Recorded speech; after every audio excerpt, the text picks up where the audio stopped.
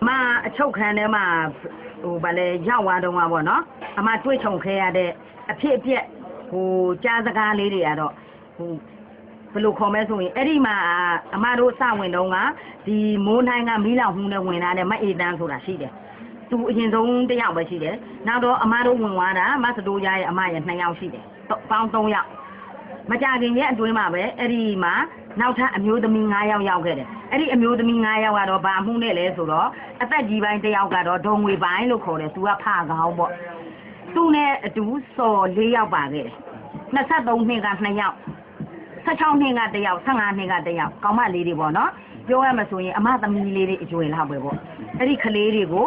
သူတို့အဲ့မှာပြည့်တစားအမှုနဲ့ပေါ့ဖမ်းကန်ထိပြီးတော့သူတို့ဝင်လာတယ်သူတို့ပြောပြချက်အရာပေါ့နော်ဘာဖြစ်လို့လဲဆိုတော့သူတို့ကလည်းမခံနိုင်လို့ပောက်ကွဲတာပေါ့နော်ဘာဖြစ်လို့လဲဆိုတော့သူတို့အမှုကိုရဲတွေကခဏခဏလာစစ်တယ်အမတို့ဒါမြင်နေရကြားနေရတယ်လေခဏပြီးခဏလာစစ်တော့သူတို့ကဘာပြောလဲဆိုတဲ့ခါကျတော့လက်စစ်တဲ့ခါကျဟဲ့ဟိုဖာတယ်မတွေထမင်းတို့မေးရမယ်အဲ့လိုမျိုးလာပြောတဲ့ခါကျတော့ကလေးတွေကဒေါသထွက်တာပေါ့နော်ဘလို့ဒေါသထွက်လဲဆိုတော့သူတို့တွေလိုလာလာနဲ့လုံမယ်ဆိုပြီးခေါ်တော့ကတော့ဒီမျက်နှာနဲ့ဒီလေတံမဟုတ်ဘူးတဲ့အခုကျတော့သူတို့ဒီကိစ္စကိုမေးချင်တာကိုတဲ့သူများတကားကိုတခါတဲ့အထက်စီကနေ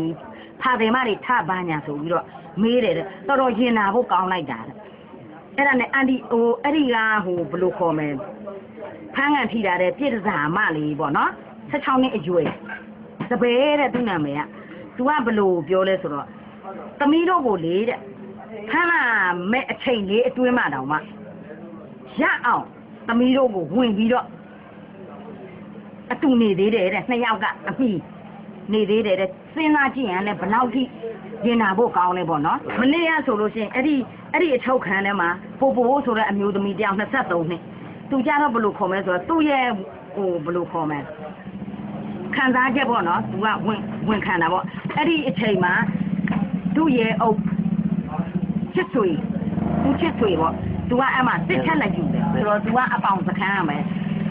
ခင်းရိုက်စခန်းမူအောင်ကျော်ဦးတင်တန်းတက်နေတော့ကသူကယာယီဈင်းရိုက်မှာလက်ထိုင်သွားသေးတယ်လေယာယီဈင်းရိုက်မှာလက်ထိုင်သွားတော့ကအဲ့ဒီပြစ်စစာတွေဖမ်းကမထိသေးဘူးအဲ့ဒီပိုဆွဲကောင်မလေးကသူပြောပြတယ်လေကျမတို့ကိုတဲ့ဒီနေ့လို့ဖမ်းမှာပေါ့နော်ပြီးခဲ့တဲ့နေ့လို့တဲ့စခန်းထဲမှာသူတို့အော်ဒါလာငှားသွားတယ်ပေါ့အော်ဒါလာငှားသွားတဲ့နေပစ္စံမလောက်ရလဲလို့ပြီးတော့တပြားမှမပြီးဘူးတဲ့အဲ့ဒါဆိုလို့ရှိရင်နင့်ဘယ်နှယောက်ပြောပါလဲဆိုလို့ရှိရင်သူတို့အားလုံးအဲ့ဒီသူ့ရဲ့အုပ်ချစ်ဆွေနဲ့နေဒိန်း3ယောက်ပေါင်း4ယောက်ပေါ့သူ့ကိုတဲ့ပြောပါတယ်တဲ့ကျမကိုတဲ့3နာရီအချိန်နောက်ပဲနဲ့သမလို့ပြီးမှာတဲ့သွားတော့ဆိုပြီးမောင်းထုတ်လိုက်တယ်အခုကျတော့သူတို့မဟုတ်တယ်လို့အဲ့ဒီစကားလေးကိုကြားရတဲ့အချိန်မှာလေအော်ငါသမီးလေးတွေအရွယ်ဖြစ်နေတယ်ဗလားဆိုပြီးတော့ဘလို့ခေါ်မယ်ရင်နာမိတယ်ပေါ့နော်ဘာဖြစ်လို့လဲဆိုတော့သူတို့ကဒီလိုအမှုထမ်းနေပြီးတော့အဲ့လိုအကျင့်ချုပ်တဲ့အလုပ်တွေဘာကြောင့်လုပ်ရတာလဲအဲ့ဒါကြောင့်မို့သူတို့ပို့ပြီးတော့မုန်းတယ်ပေါ့နော်ယွန်းလဲယွန်းတယ်